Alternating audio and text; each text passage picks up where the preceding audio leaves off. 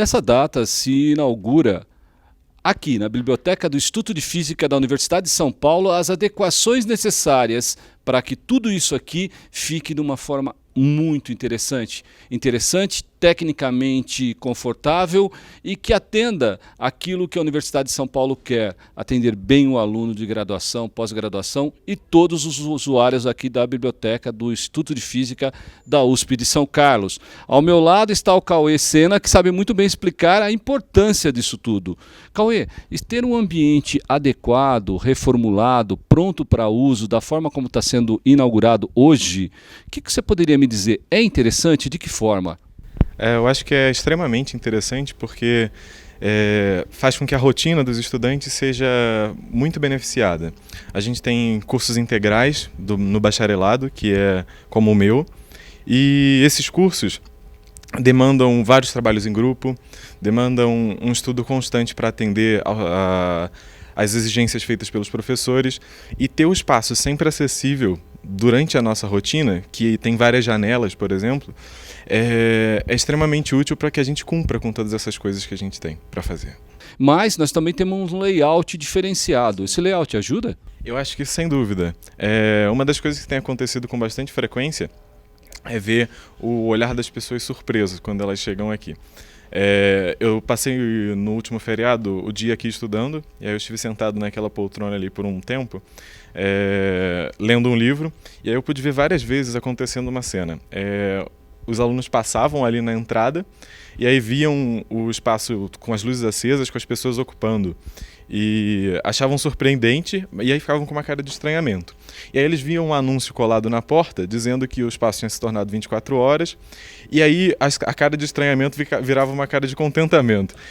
Então eu acho que a forma como o espaço está funcionando está atendendo a várias necessidades. Seja a minha, que em algum momento estava sentado na escrivaninha e pude sentar na poltrona para ler um pouco e depois voltar para uma escrivaninha, seja grupos que precisam de uma sala reservada em que eles possam falar para poder estudar. Então, respondendo a sua pergunta, eu acho que o layout de como o espaço está ajuda bastante às diversas necessidades que os estudantes têm. Bruna, conta pra gente o interesse por esse espaço e a forma como ele está hoje. O que significa? Eu acredito que é um grande investimento nos futuros pesquisadores que aqui está sendo formado, né? A USP, ela representa muito para a nossa sociedade. É aqui que saem os principais avanços da tecnologia no nosso país. E estar investindo num espaço como esse é investir nos futuros pesquisadores.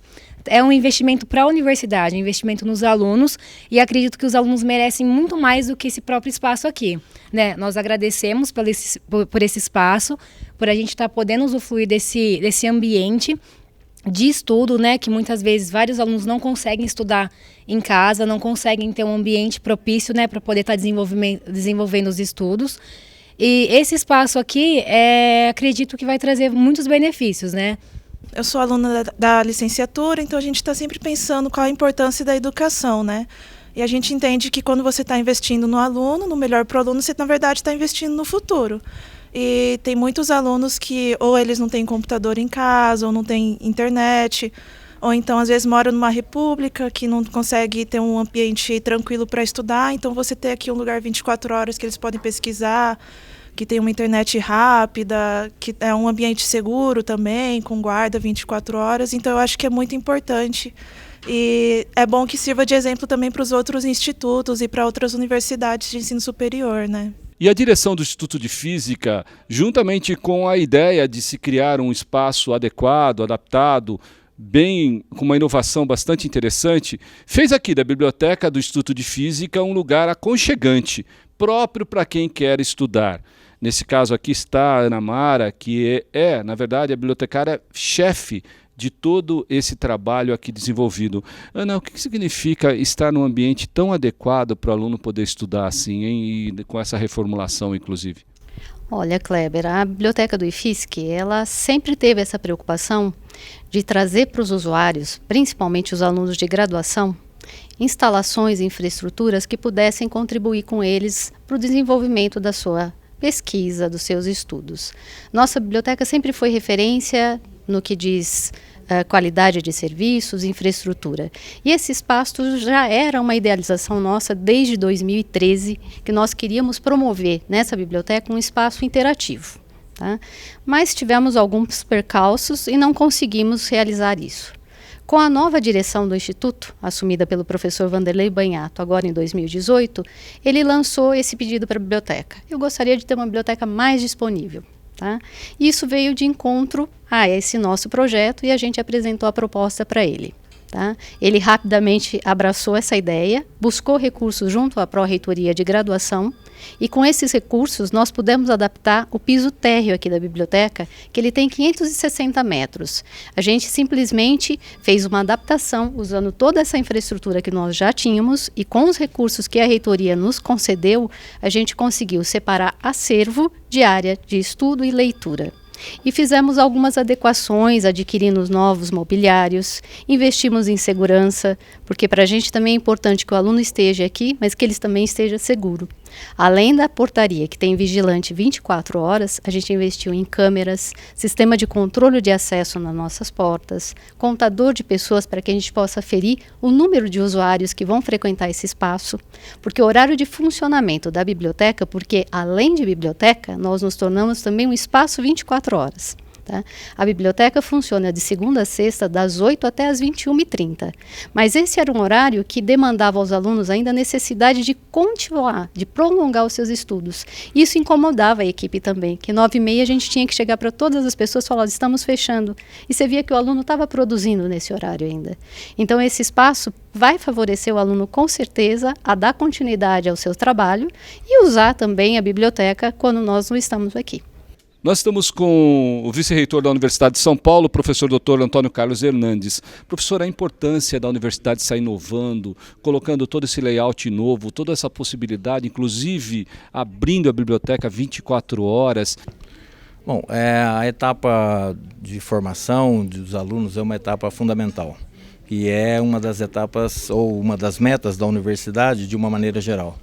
Ter espaços que permitam aos alunos estar reunidos para que se desenvolvam, seja tecnicamente em cima das disciplinas que tem que fazer, mas também de uma maneira que possa trocar experiência, compartilhar experiência, isso sempre é fundamental.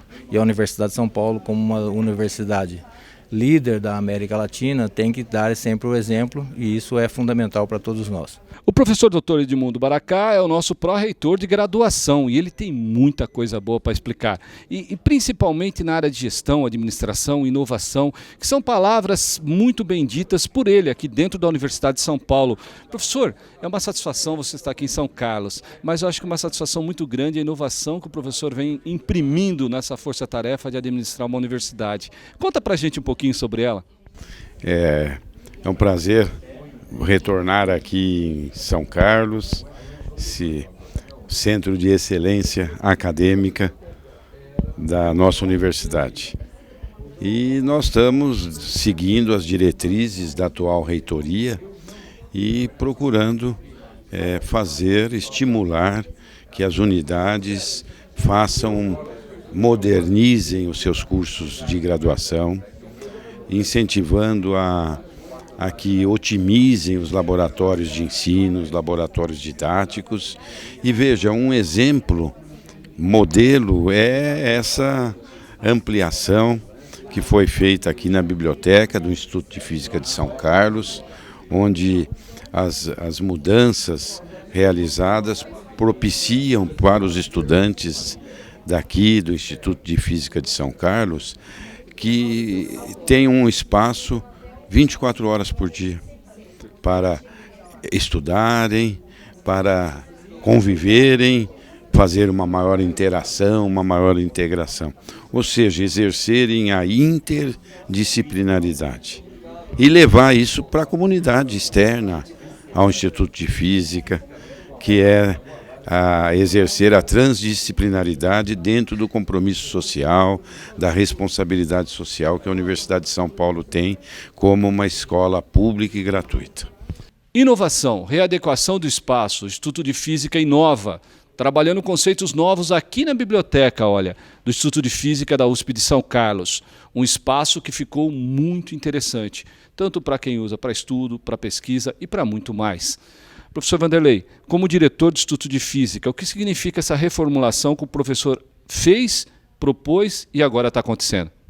Bom, o que significa? Significa fazer o meu trabalho de proporcionar um espaço adequado para os estudantes trabalharem.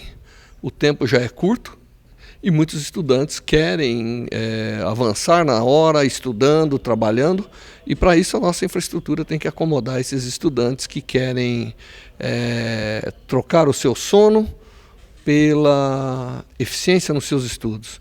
Então, nós temos que deixar o espaço preparado, acomodá-los e permitir que eles trabalhem o tempo que for necessário para fazer as suas tarefas. Professor, o layout mudou, ficou inovador, ficou mais interativo, abriu espaço para que os estudos aconteçam 24 horas, e isso é inovação. Eu acredito que a USP ainda não tinha esse tipo de proposta. Bem, eu não sei dizer o quanto que a USP tem. O importante é que o nosso instituto tem um número de alunos extremamente elevado. Nós temos aqui mais de 1.200 pessoas que circulam pelos nossos espaços estudantis, tanto do nosso instituto como de outros que fazem curso aqui no Instituto de Física de São Carlos. Portanto, ter o local apropriado para que eles possam trabalhar, estudar, é essencial, né? A gente deve cobrar aquilo que oferece.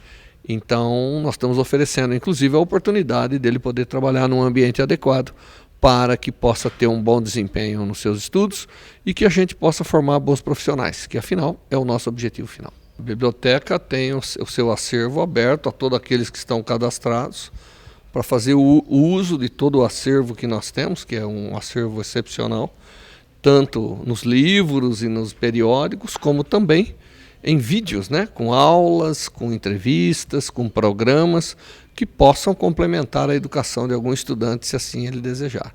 E o acervo é praticamente aberto a todos aqueles que estão credenciados na nossa biblioteca. O magnífico reitor da Universidade de São Paulo está conosco aqui, professor Varran, que vem aqui inaugurar várias coisas aqui no campo de São Carlos e hoje, especialmente, esse novo espaço todo readequado da Biblioteca do Instituto de Física da USP de São Carlos. Professor Varran, a satisfação de estar recebendo o magnífico reitor aqui na universidade, aqui no nosso campo, inaugurando um espaço que todos os alunos bem disseram que ficou maravilhoso. Professor, qual é a ideia de se criar um espaço 24 horas para estudo, pesquisas, numa biblioteca? Bem, inicialmente, muito obrigado pela oportunidade de falar com os nossos amigos. O ponto importante é que no século XXI, a biblioteca não é somente um depósito de livros. A biblioteca é um centro de encontro dos alunos, dos professores, para trabalhar, estudar, pesquisar juntos. E, felizmente, essa visão está sendo implantada dentro da nossa universidade e as bibliotecas estão sendo reformadas, readequadas para exercer esse papel, o centro nevrálgico das nossas unidades. Particularmente, o senhor perguntou uma coisa muito importante, por que uma biblioteca 24 horas? Porque o estudo não para. E então é muito bom você ter um ambiente que você possa estar presente, possa ter condições de estudar, trabalhar, pensar e conversar com seus amigos. Então, por isso que eu estou muito feliz de ver que a Biblioteca do Instituto de Física, que sempre foi uma biblioteca de grande destaque, está se modernizando cada vez mais.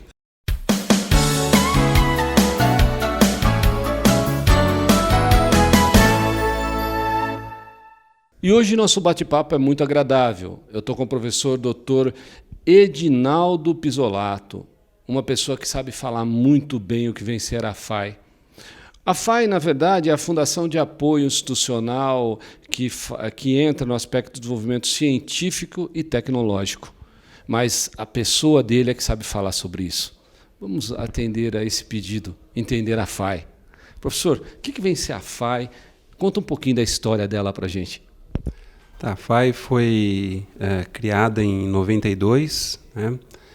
E eu acho que, para a gente simplificar de um modelo meio, de uma linha meio pedagógica, seria como se a gente tivesse uma ponte que ligasse a universidade com a sociedade.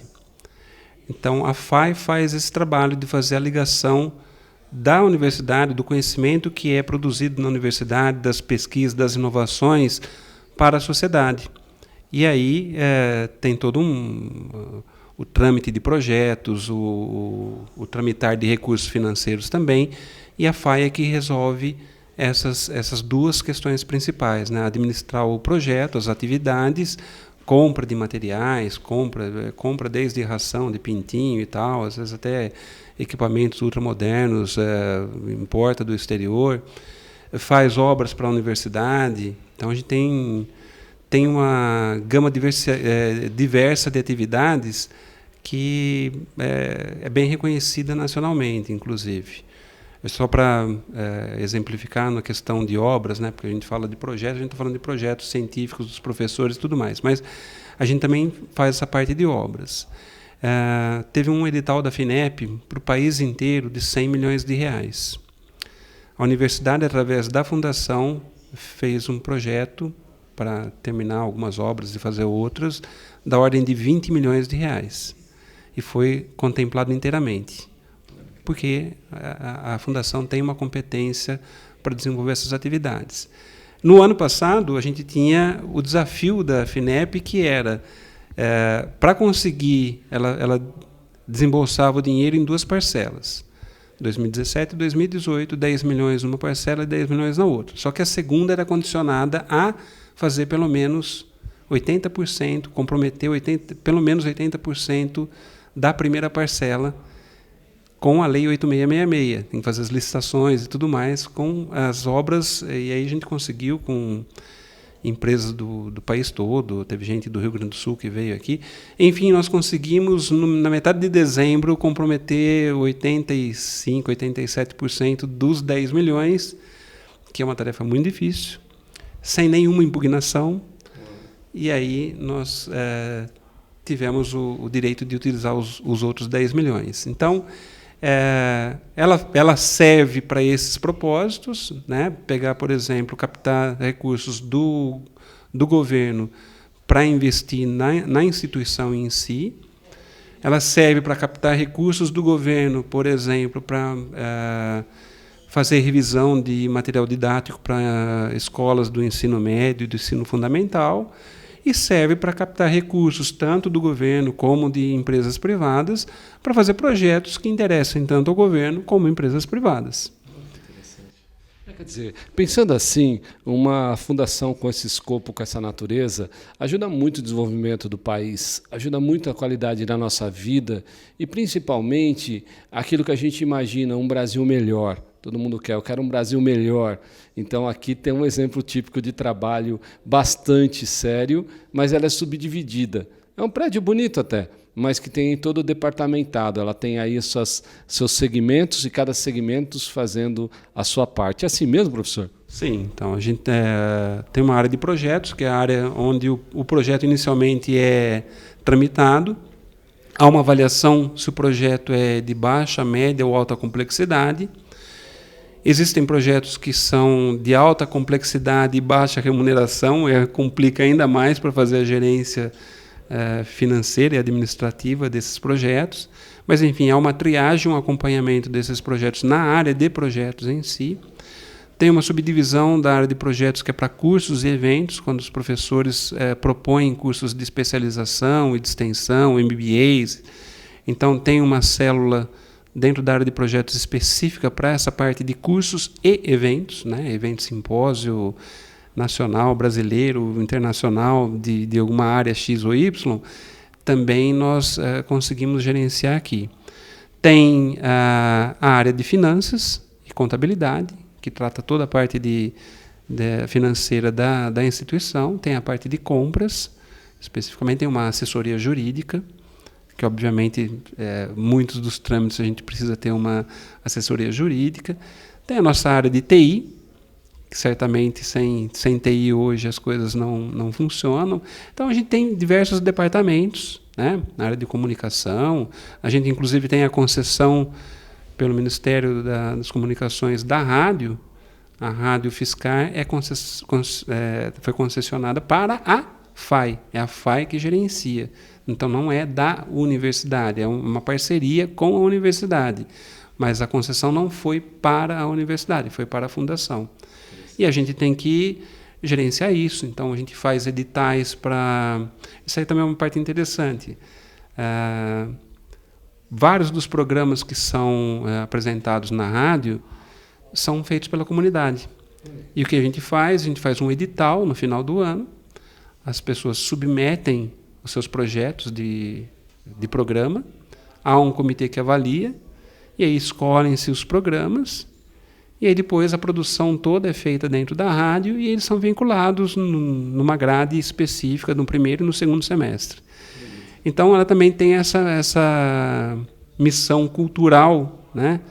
O projeto Contribuintes da Cultura também funciona aqui, então tem um evento, um festival bastante famoso já com 15 anos de estrada aí na cidade, que é o Chorando Sem Parar, também é fruto do trabalho que a gente faz aqui na Fundação. Então, acho que a gente tem uma gama diversificada de atividades que vai da pesquisa, vai da inovação, tem produtos, patentes que são geradas aqui, a parte de engenharia com os prédios, a parte de cultura, é bem diversificado, bastante interessante. Eu acho que a Fundação ela vai nessa trilha consolidando a sua missão, que é fazer essa ponte da universidade com a sociedade. Fazendo uma ponte com essa certeza, com essa galardia, com esse jeito de fazer, precisa de gestão, precisa de uma diretoria institucional bastante ativa.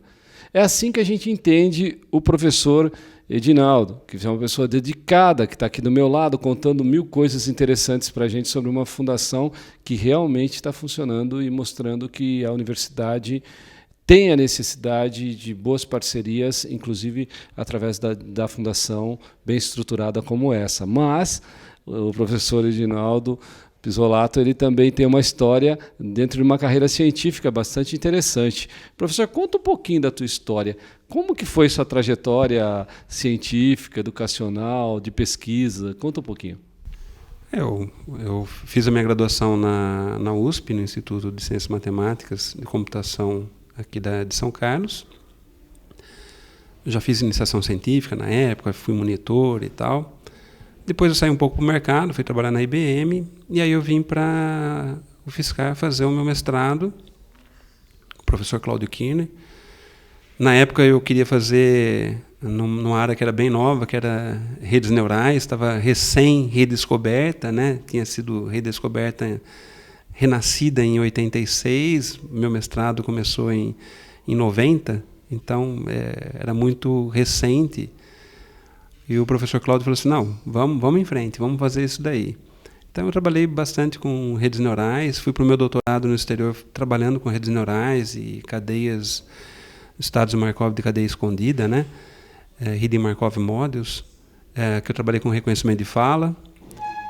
E aí eu voltei para cá para trabalhar, dar continuidade disso, mas não aplicado diretamente em reconhecimento de fala, mas sim em reconhecimento de gestos. Então desenvolvi algumas pesquisas com alguns orientados para reconhecimento de gestos, inclusive para deficientes, né?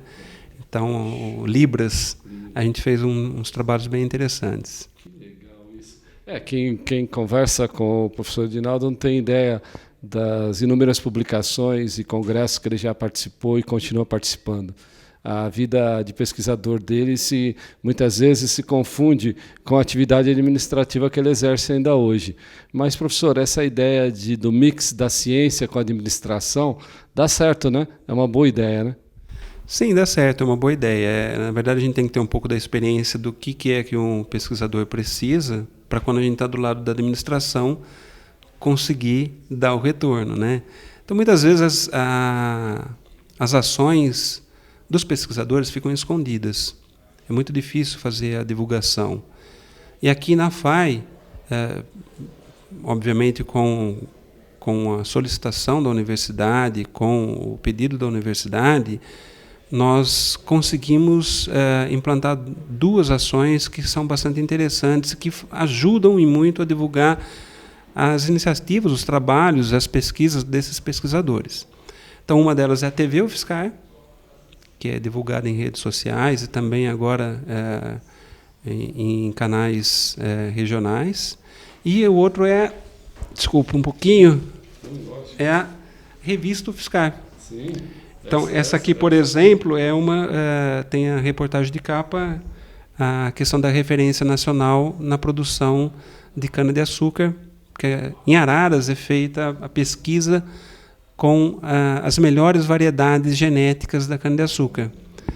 Então, a gente pode falar, a UFSCar, né, faz parte de uma rede chamada RIDESA, de universidades que pesquisam a cana, porque não dá para você pesquisar só no estado de São Paulo, ela tem que ser plantada aqui, no Centro-Oeste, no Nordeste, e às vezes uma coisa que vai bem aqui não vai bem no Nordeste, e outras que vão bem no Nordeste não vão bem aqui. Então, tem uma série de questões climáticas, regionais envolvidas, mas praticamente 70% do açúcar e álcool que é produzido no país passa por variedades genéticas que fazem parte dessa rede RIDESA.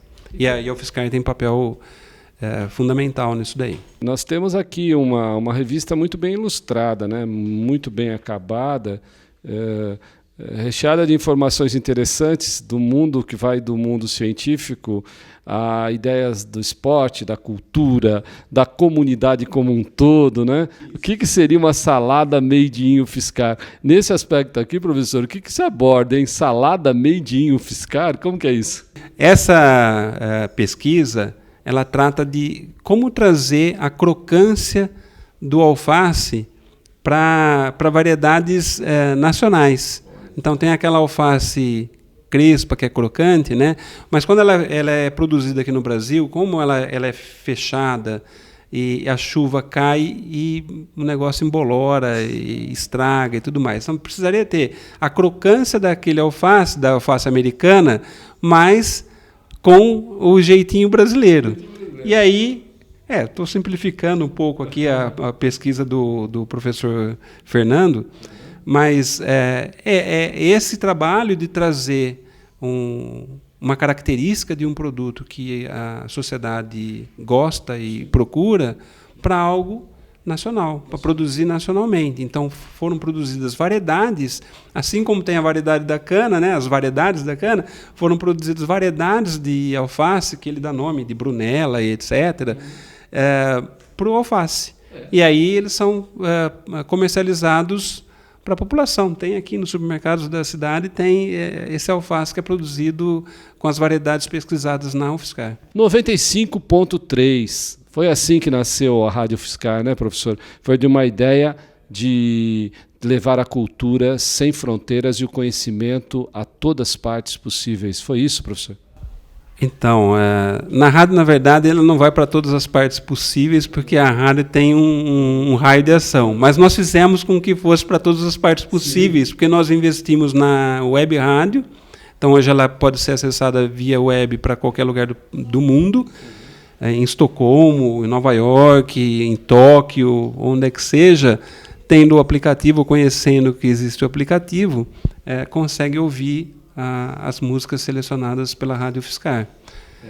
Além também das notícias que nós veiculamos, né, das iniciativas aqui da universidade. Então, a gente tem algumas divulgações científicas. Então, essa é uma missão que a gente procurou ampliar. Hoje a gente está conseguindo fazer com que Sorocaba e Araras já consigam ouvir nos refeitórios a Rádio UFSCar, né? Pelo menos era esse plano, deve estar acontecendo isso. Mas era essa ideia de fazer com que mais pessoas sejam atingidas e possam escutar uma programação diferenciada e educativa, né? Desafios não faltam, iniciativas também não. Iniciativas boas que a FAI pensa em fazer e põe à disposição de todos nós. E a gente vai aprendendo aqui, olhando a revista, entendendo a FAI, conversando com o diretor institucional aqui da FAI, que coloca a gente, professor Pisolato, que coloca a gente de uma maneira bastante descontraída, entendendo algo tão importante, não só para São Carlos, não só para a região, mas para um país em si. Eu tive a felicidade de conversar com o professor Pisolato. Meu nome é Kleber Chicrala e a gente se vê no próximo programa.